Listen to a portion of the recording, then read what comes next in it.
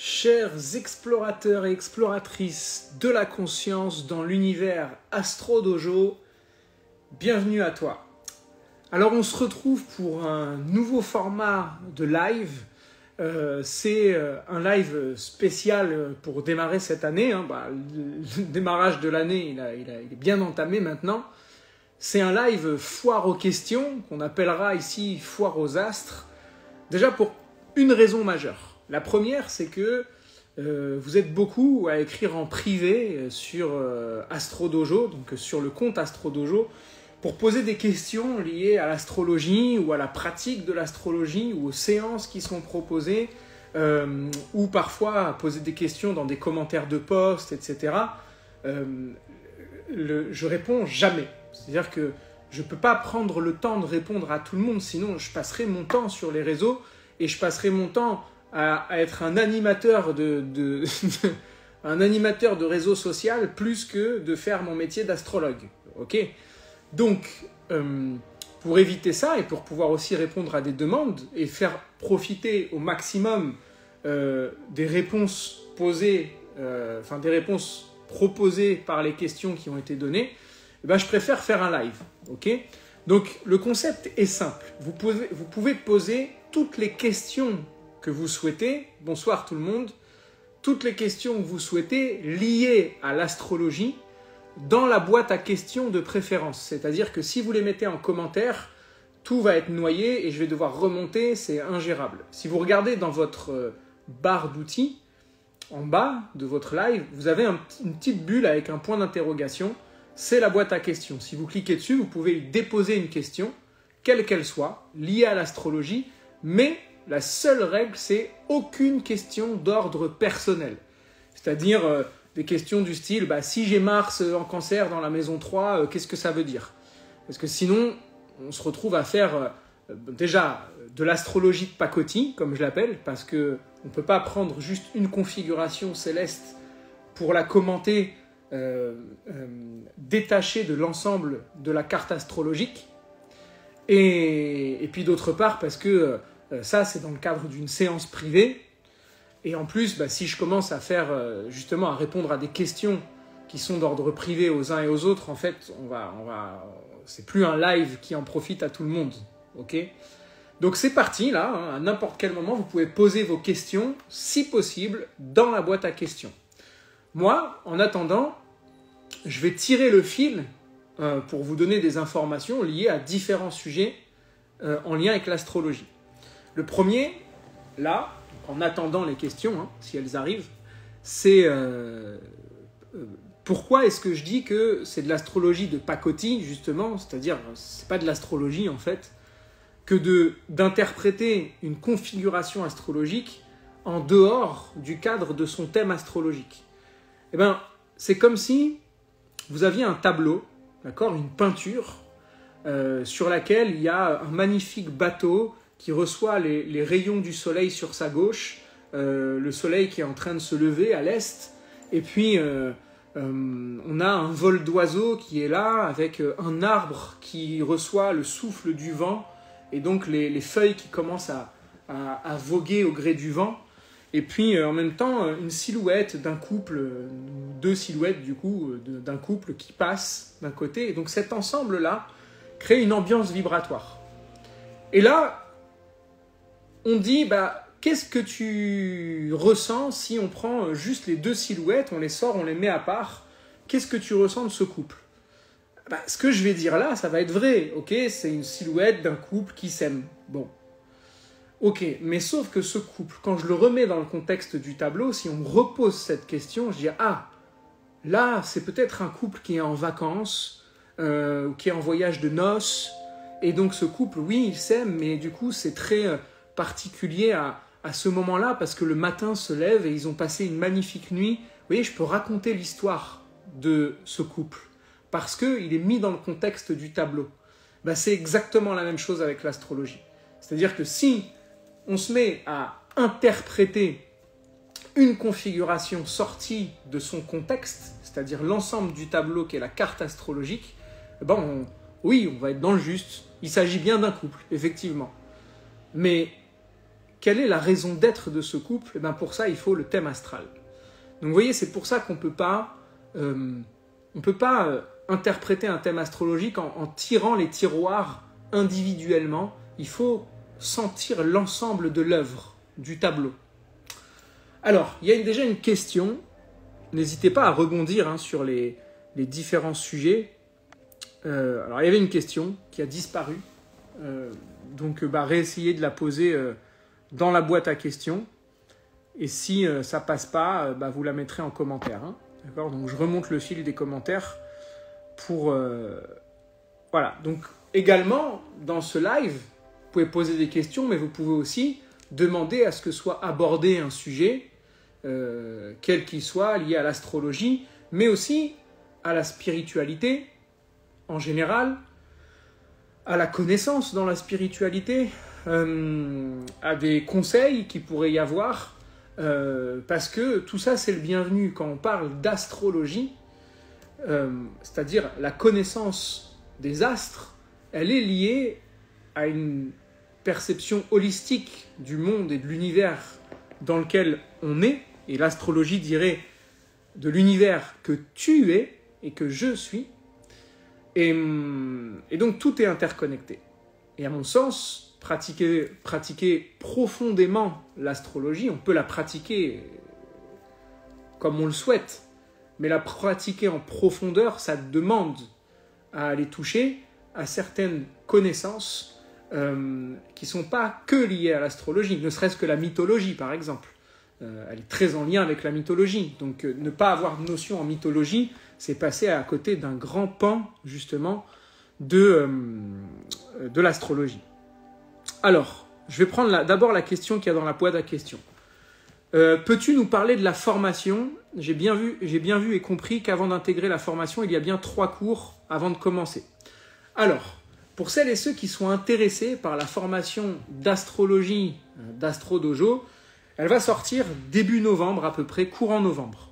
La formation durera 1 an, dans laquelle vous allez avoir un module par mois à intégrer, à pratiquer. Et par mois, donc c'est des vidéos qui sont en ligne sur une plateforme spécifique.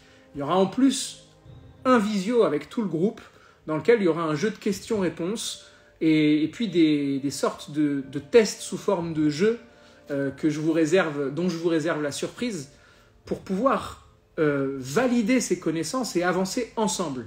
Donc c'est une partie visio où chacun va acquérir les outils par lui-même ou par elle-même et avec un suivi régulier, 1 fois par mois pour valider ses connaissances. La formation est ouverte à 30 personnes maximum. Avant d'intégrer cette formation, il sera nécessaire du coup de passer par un cursus de base qui va proposer justement une connaissance des fondements liés à l'astrologie d'Astro Dojo. C'est-à-dire que l'astrologie que je propose est une astrologie de conscience. C'est ni une astrologie prédictive, ni une astrologie, on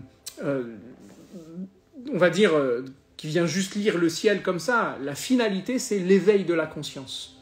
Et pour ça, on a besoin de connaissances particulières.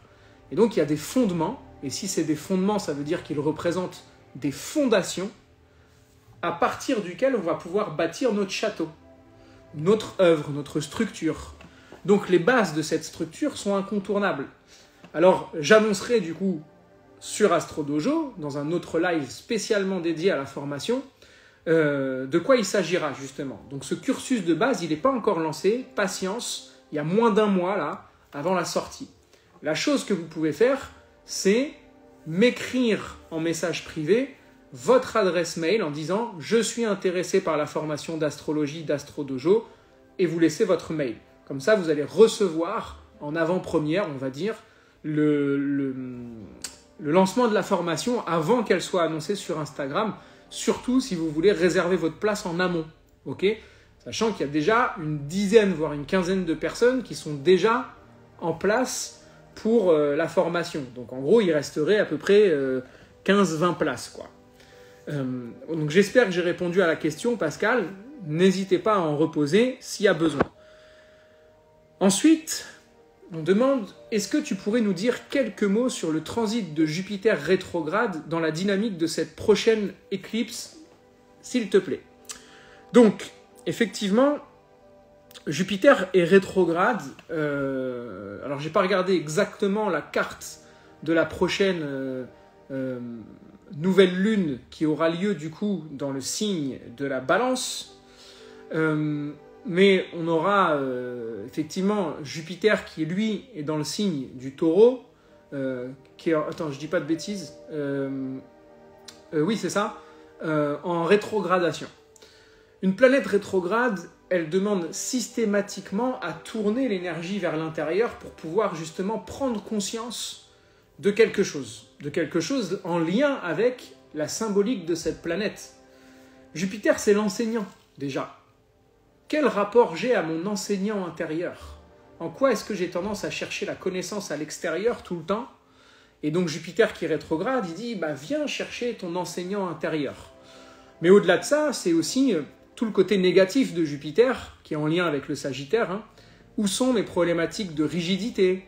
En lien avec quoi cette nouvelle lune en Balance? On en parlera au live de la Balance.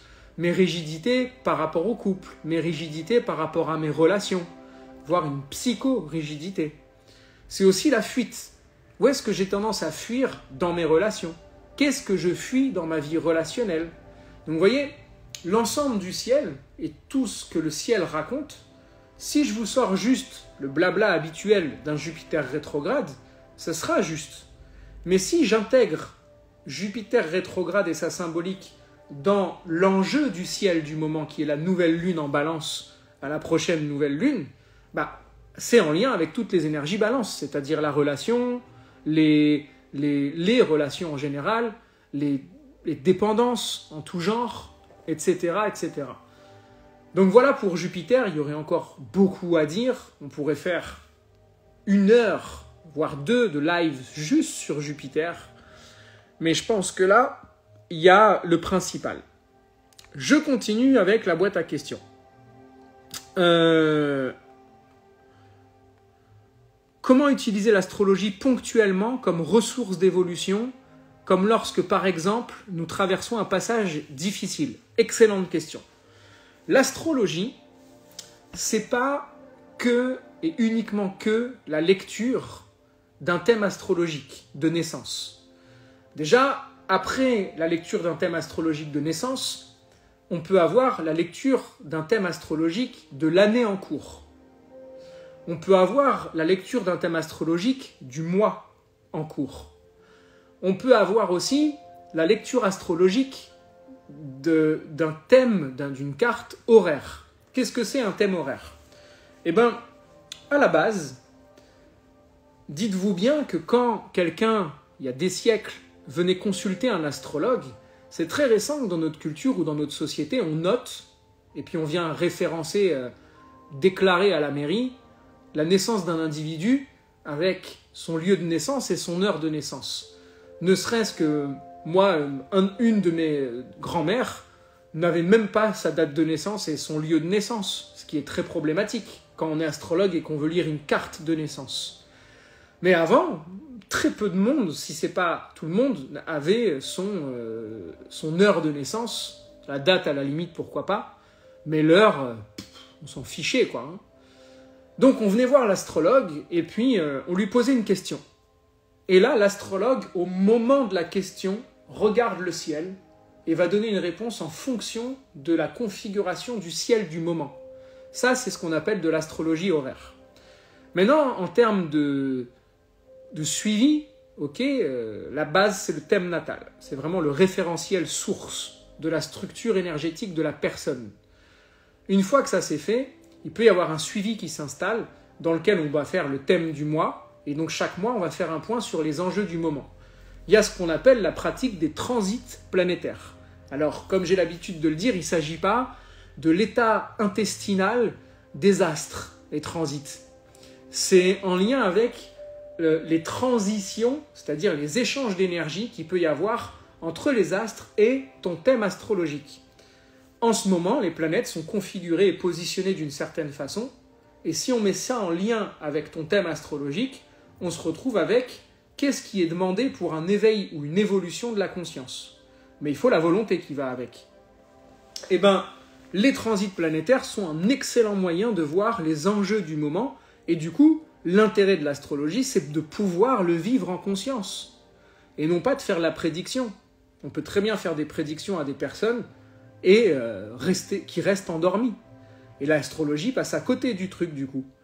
Donc, ici, l'enjeu, c'est vraiment dénoncer la problématique, et puis ensuite, c'est à l'astrologue de proposer des outils. Et moi, en astrologie, j'ai vraiment peaufiné depuis 12 ans ça, et j'en suis passionné, et j'ai eu d'excellents enseignants, vraiment, et ça me... et j'ai un rapport quasi sacré à l'astrologie. Sacré à l'astrologie, même pas quasi. Donc, tout ce que cet outil peut proposer en termes d'évolution de la conscience, je l'ai peaufiné, quoi. Voilà. Donc, en fonction de la problématique, c'est à l'astrologue, en l'occurrence moi, du coup, de vous proposer les outils nécessaires ou les réponses nécessaires ou adaptées à la problématique. Voilà. Donc, j'espère avoir répondu à cette question. Après, c'est tout. Pour l'instant, j'ai pas d'autres questions. Donc, n'hésitez pas, encore une fois, pour les nouveaux arrivants, à en mettre dans la boîte à questions pour qu'on puisse peaufiner le sujet. Donc là, comme il n'y a pas de questions, je vais continuer sur cette question de savoir en quoi l'astrologie peut aider quelqu'un qui est dans des questionnements intenses dans sa vie. Le but, ça n'est pas de donner des réponses, mais de questionner encore plus, c'est-à-dire d'orienter des questions. Et quand on oriente des questions, je rappelle que le mot « orienter », on a « orient » dedans, l'orient c'est l'est, c'est l'endroit où se lève la lumière. Donc si c'est l'endroit où se lève la lumière, ça veut dire que des questions qui orientent, ce sont des questions qui viennent diriger la personne vers sa lumière. Donc le but de l'astrologue, c'est pas de donner des réponses, sinon il y a une ingérence dans la loi du libre arbitre. Ça veut dire que là, on viole, on ne respecte pas le libre arbitre de la personne, donc on n'a pas à lui donner des réponses toutes faites sur ce qu'il doit ou elle doit faire dans sa vie. Par contre, de questionner comme un miroir, et c'est le propre de l'astrologue. La planète de l'astrologie, c'est Uranus, et il se trouve que Uranus, c'est aussi la planète du miroir. Donc un astrologue, c'est un miroir. Il vient refléter ce que les astres proposent, et c'est à chacun d'en disposer. Donc on propose des questions par rapport à la problématique du moment, et c'est à chacun et chacune d'aller trouver les réponses avec son maître intérieur, alias Jupiter. Il y a aussi une autre question là qui est posée. Pensez à les mettre dans la boîte à questions, sinon je les vois défiler dans les commentaires, il faut que je remonte. En quoi le décan a-t-il une influence dans le thème astrologique? Alors là, on est dans une question assez technique, on va dire. Déjà, chaque degré des 365 jours de l'année, chaque degré, le soleil parcourt 1 degré par jour, chaque degré a une vibration, a une ambiance vibratoire différente. Et donc, un décan, il y a 10 dedans. Décan, une décade, c'est 10. Eh bien, un signe est divisé en 30 degrés. Donc, 30 divisé par 3, on se retrouve à 10. Donc, un décan, c'est un tiers d'un signe. De 0 à 10, on est dans un premier décan. De 10 à 20, on est dans un deuxième décan.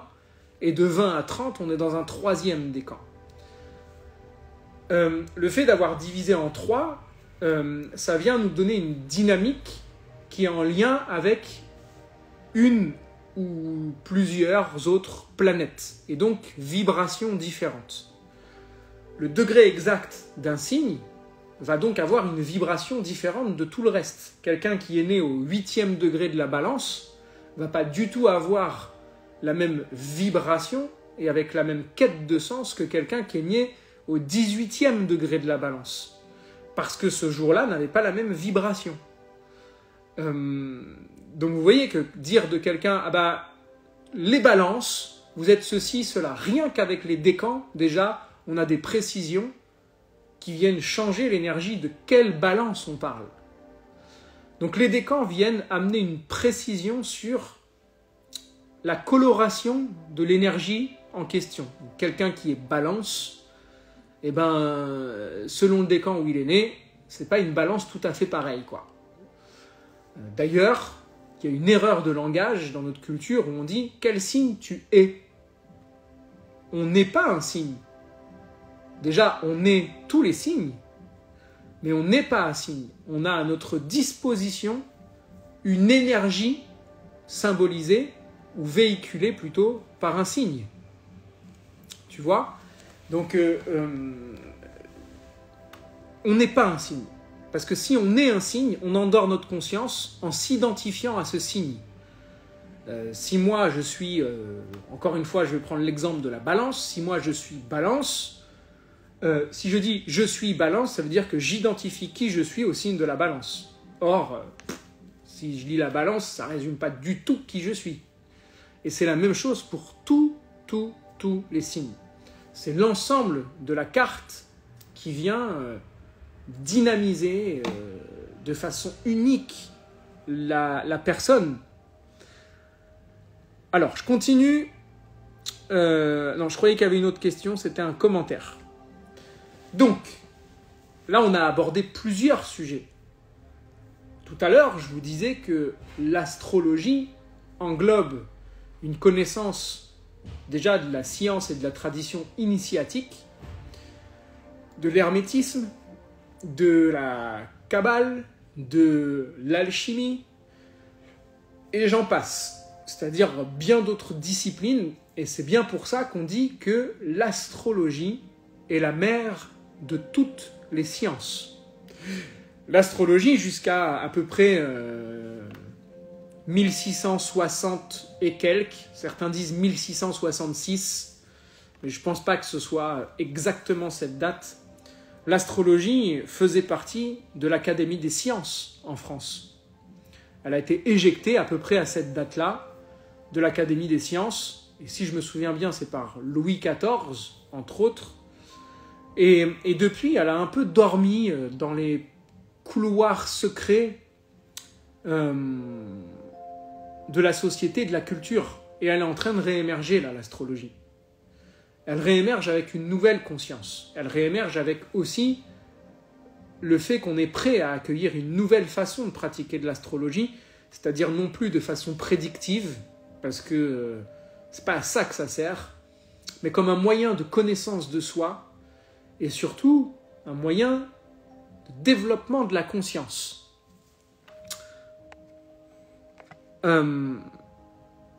Alors Ah oui. Que comprendre entre vibration et énergie? Bah, c'est la même chose en fait. Hein. La vibration, c'est de l'énergie et l'énergie est en vibration en fait. Donc, maintenant, pourquoi j'utilise ces termes-là, et c'est vraiment volontaire de ma part, c'est que les signes du zodiaque sont vraiment c'est de l'énergie. On est littéralement dans un bain vibratoire. L'univers dans lequel on vit, il n'est pas à des années-lumière de nous. On est baigné dans un champ magnétique, énergétique, vibratoire, du coup. Et nous, on est ça aussi. On est cette énergie, on est cette vibration qui est singularisée par le moment exact de notre naissance, qui est un moment unique dans toute l'histoire de l'univers. Prenez bien conscience que le moment exact de votre naissance, jamais de toute l'histoire de l'univers, le système solaire n'avait été exactement disposé de cette façon-là. Et jamais plus il le sera. Donc, de ce point de vue-là, ce moment-là est unique. Or, la conscience est une. Si la conscience est une, ça veut dire que tout est un. Et donc, tout ce qui a surgi à ce moment-là est aussi unique que ce ciel-là. Or, vous avez surgi, vous êtes né à ce moment-là. Donc, chaque individu est une version unique de toute l'histoire de l'univers. Et il n'y aura plus jamais une expression aussi unique que ce que vous êtes ici et maintenant. Donc, c'est de l'énergie et c'est de la vibration. tout ça. Quel lien fais-tu entre alchimie et astrologie? Il y a des corrélations entre les deux, mais c'est deux pratiques qui sont interconnectées. L'alchimie, en tout cas opérative, mais de toute façon, laquelle alchimie n'est pas opérative? Je vais essayer de choisir vraiment mes mots sans profaner la chose, on va dire. C'est que l'alchimie peut être littéralement une application de l'astrologie, et l'astrologie peut être véritablement une application alchimique. Ça peut aller dans les deux sens. L'alchimie, c'est vraiment ce qu'on appelle l'art royal, qui propose un processus pour passer de la matière brute, c'est-à-dire de qui on est en tant qu'être non conscient, à la lumière, à l'or, à l'être conscient. Et du coup, l'alchimie opérative, c'est-à-dire d'être dans son laboratoire et de pratiquer l'art des métaux, peut être un moyen justement de sublimer cette chose-là en nous, mais l'astrologie peut être un excellent moyen aussi en tant que laboratoire, puisque l'astrologie est un laboratoire, à la condition qu'on labore, et labore veut dire travailler. Donc vous voyez que la spiritualité est une affaire de travail. C'est pas une affaire de je laisse les choses et puis voilà, on peut laisser les choses en conscience du coup. Mais si on travaille, ça va accélérer le processus de transformation. On peut très bien se dire, ok, je vais laisser faire la nature pour voir quand est-ce qu'un jour il y aura une fleur qui poussera dans mon champ.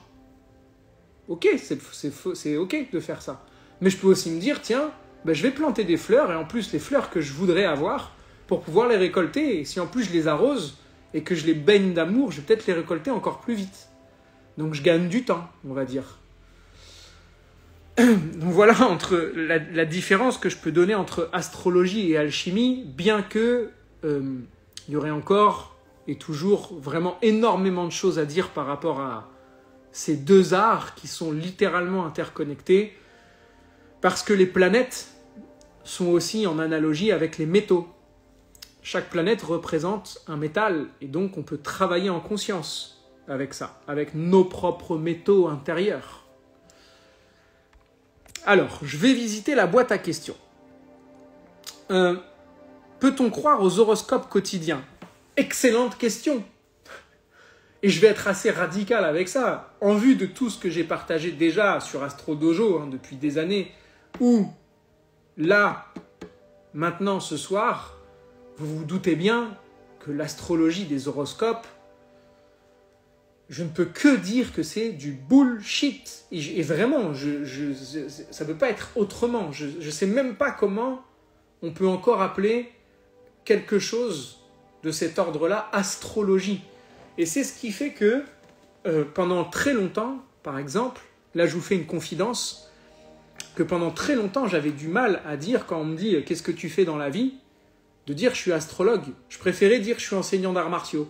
C'était beaucoup plus « waouh ». Mais dire « je suis astrologue », je voyais qu'il y avait un truc avec des connotations. Pourquoi? Mais parce que les horoscopes des magazines ont fait énormément de mal à l'astrologie. On le sait aujourd'hui que c'est du copier-coller d'année en année et juste par synchronicité, on va s'y retrouver dedans. Mais déjà, l'horoscope des magazines, c'est bullshit parce que on ne peut pas résumer une personne ou lui donner des tendances prévisionnelles. Et là, c'est même pire, c'est prédictionnel. Donc, il y a une ingérence totale sur juste son signe astrologique, c'est-à-dire le soleil. Mais alors, en plus, ça vole vraiment pas très haut. Il n'y a aucun horoscope qui propose de la conscience. On nous dit juste, on nous sert sur un plateau ce qu'on a envie d'entendre. Argent, amour, succès. C'est tout. Oui, mais il est où l'éveil de la conscience là-dedans? Il n'y en a pas. Donc ça a fait énormément de mal à l'astrologie, les horoscopes des magazines. Bien que ça puisse le populariser. Donc moi, j'aimerais bien avoir des formes de nouveaux horoscopes dans lesquels on ne s'appuie pas que sur le soleil, mais sur la tendance générale du moment, et de dire, ok, les personnes, à la limite, qui sont du signe de la balance, voilà, on va poser des questions qui vont réveiller le processus de la conscience, et pas tiens, je te donne des bonbons, continue de dormir. Ça, c'est pas de l'astrologie. C'est une déviance qui se sert de la peur de la population de l'avenir et du grand stress. En plus, où est-ce que ça se trouve? Dans les journaux. C'est-à-dire qu'on nous sert de la peur, de la peur, de la peur, de la peur, et puis à la fin, on nous fait une prévision. T'inquiète pas, demain tu rencontres l'amour. Ah là là, aujourd'hui, tu vas gagner au loto. Vous voyez, c'est bullshit tout ça en fait. Alors, je vais chercher une autre question. Il n'y a pas d'autres questions. J'en vois pas. Donc on va prendre encore 5 minutes. Voilà, j'attends juste 5 minutes, voir s'il y a un autre sujet qui arrive. Et en attendant, je continue à tirer la ficelle pour aller un peu plus loin en attendant la dernière question. La pratique de l'horoscope, si on voulait vraiment aller dedans dans quelque chose de très particulier, on va dire, ça demanderait, on pourrait faire un horoscope, mais il faudrait que cet horoscope il soit adapté à une personne. Parce que le passage de, je sais pas moi, imaginons qu'il y ait Mars qui passe dans le signe du... non, pas Mars, on va prendre... imaginons Saturne qui passe dans le signe du Scorpion. Et ben on va dire, ah, tous les Scorpions, vous allez être... il va y avoir de la lourdeur, ça va vous demander de vous structurer, ou alors attention, vous pouvez être ralenti dans tout ce que vous faites. Ok, ça c'est la vision lambda classique d'un Saturne. Et comme ça passe en Scorpion, eh ben, tous les signes d'eau, puisque Scorpion c'est là-dessus, vont être touchés par ça. C'est vraiment très réducteur.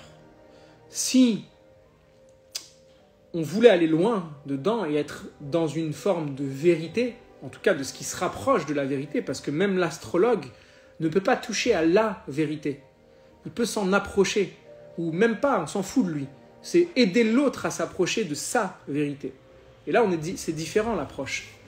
Eh bien, il faudrait aller voir qu'est-ce que Saturne représente dans le thème de la personne.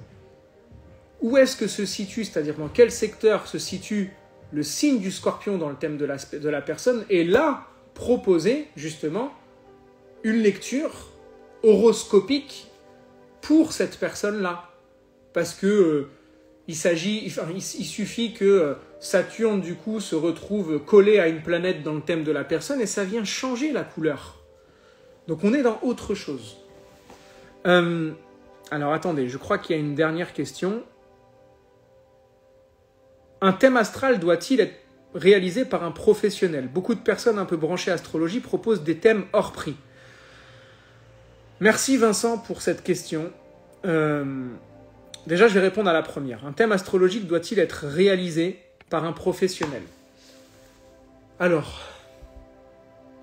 comment dire... Là, Vincent, tu touches à un sujet déjà qui est très touchant pour moi parce que, comme je l'ai dit tout à l'heure, l'astrologie est un art sacré pour moi. C'est les enseignants qui m'ont transmis de façon orale et envers qui j'ai un respect infini. Il m'a fallu 10 ans, au moins 10 ans d'études quotidiennes, de pratiques, à recevoir des centaines et des centaines de personnes chaque année pour pouvoir acquérir, on va dire, une sensibilité pour restituer ça, avec tout ce que ça peut impliquer autour comme travail, et les arts martiaux, etc., me concernant. Et donc, cette question, elle est importante parce que elle vient aussi, c'est exactement comme si je vous disais, est-ce que c'est important, selon vous, de faire réparer votre voiture par un vrai garagiste, par un garagiste professionnel? Ou est-ce que c'est important d'acheter son pain à un boulanger? C'est exactement du même ordre. Hein. Parce que, en fait, il y en a qui sont un peu branchés farine, et du coup, ils font du pain. Ok.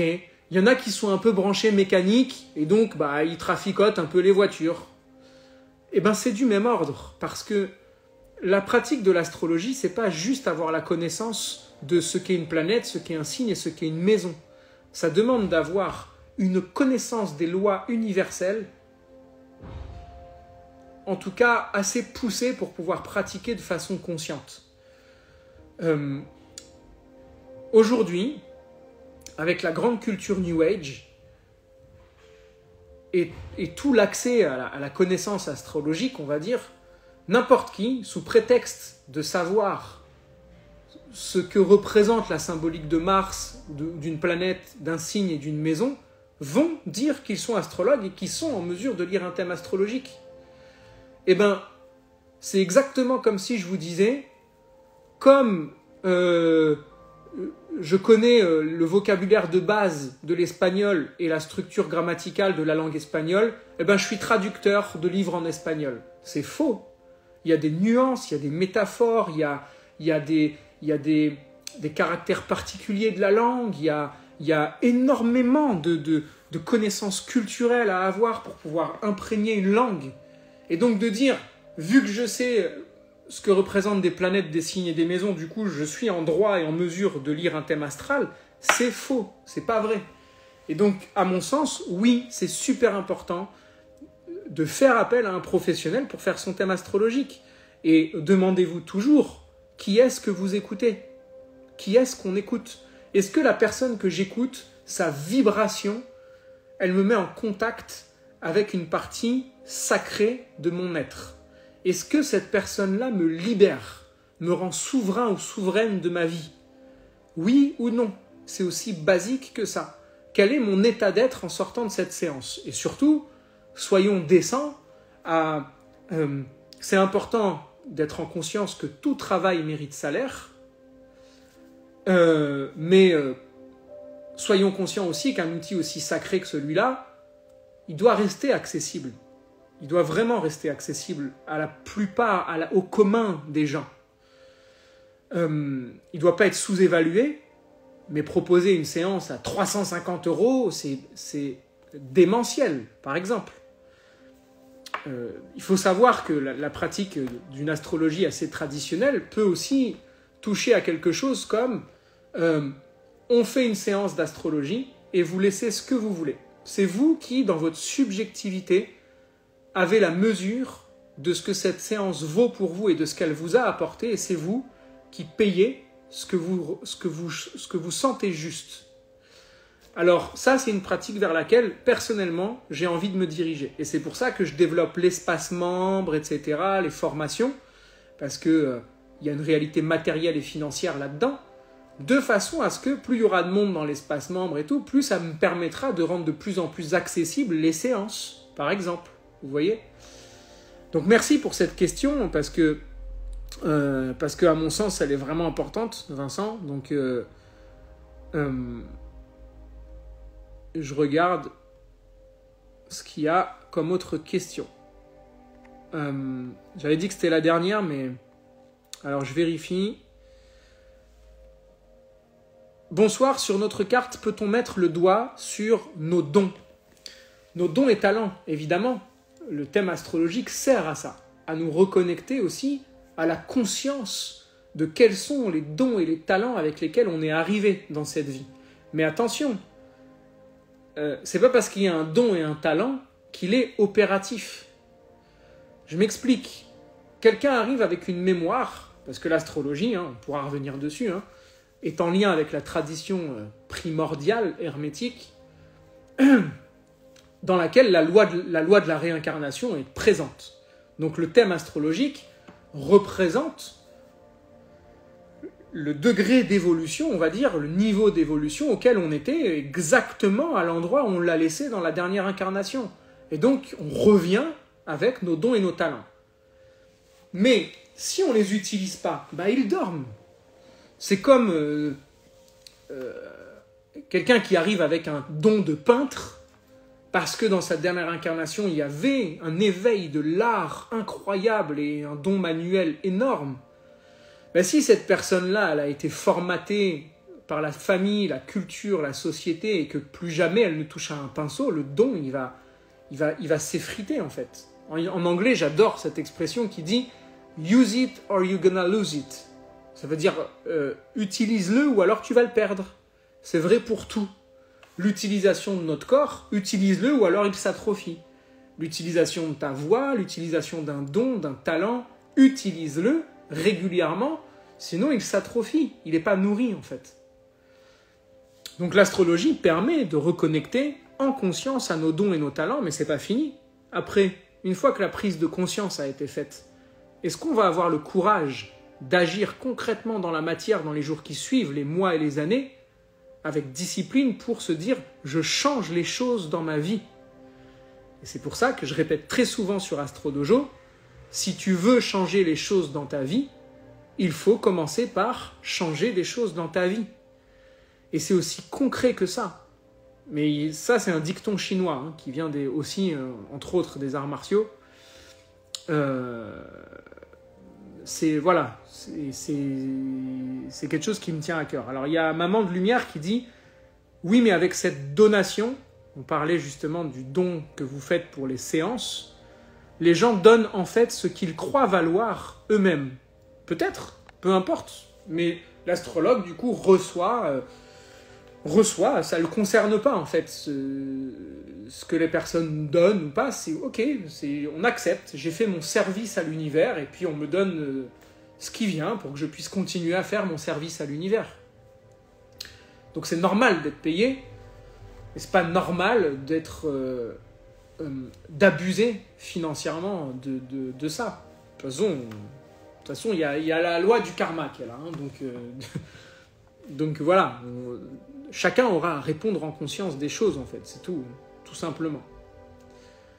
Voilà, j'attends juste, je ne tire plus le fil, j'attends juste une dernière minute pour voir s'il y a une autre question, et sinon on mettra fin pour cette foire aux astres, cette foire aux questions, qui aura lieu à peu près une fois par mois. Hein. Donc c'est vraiment des lives qui feront office de source à travers laquelle vous pourrez revenir vous abreuver pour dire « Ah oui, ok, l'astrologie, c'est aussi cette approche-là, et c'est surtout cette approche-là.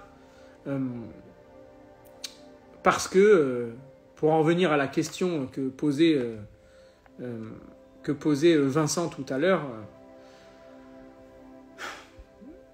c'est super que l'astrologie puisse être accessible, hein, mais il y a aussi des grosses déviances du fait que ce ne soit pas cadré. Il faut savoir quand même, hein, ayons l'humilité quand même de nous dire qu'en Inde, il y a des doctorats en astrologie. Hein. L'astrologie védique, c'est un art à part entière où on pousse les études jusqu'à très très très loin. Donc soyons humbles. Et ces personnes-là se prétendent astrologues à ce moment-là. Hein. Donc être médecin à une certaine époque, c'était 10 à 20 ans d'études. Ça demande de rouler sa bosse, comme on dit. Eh bien, il n'y a pas d'autres questions. Donc, on va mettre fin à ce live. En tout cas, merci beaucoup d'avoir participé avec vos quelques questions. Et puis, je vous propose du coup de noter sous la vidéo, voilà ce que vous en avez pensé du live, de repartager aussi, voilà, ça ce sera aussi une belle action pour moi, pour que vous puissiez diffuser aussi le travail d'Astro Dojo. En tout cas, si cette façon d'aborder l'astrologie vous parle et résonne en vous, eh ben, n'hésitez pas à le partager en story, à mettre un commentaire, ne serait-ce qu'un merci, ne serait-ce que comment vous vous êtes senti dans ce live, etc. Parce que y a une réalité hein, pour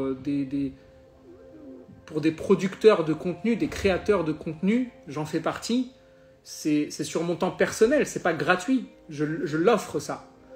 Et donc, vous m'aidez en retour énormément en mettant un petit commentaire, en le repartageant en story. Donc merci à vous pour ça, et puis on se retrouve dans un mois pour la suite des questions. Celles et ceux qui n'ont pas pu assister, qui arrivent seulement maintenant, je vous invite à re-regarder le replay, et puis à mettre vos questions bien de côté, à les noter sur un petit carnet pour pouvoir les poser au prochain live. Voilà, on se revoit très bientôt pour la nouvelle lune en Balance. Merci encore et surtout, quoi qu'il arrive, souviens-toi toujours, va vers toi et diffuse ta lumière.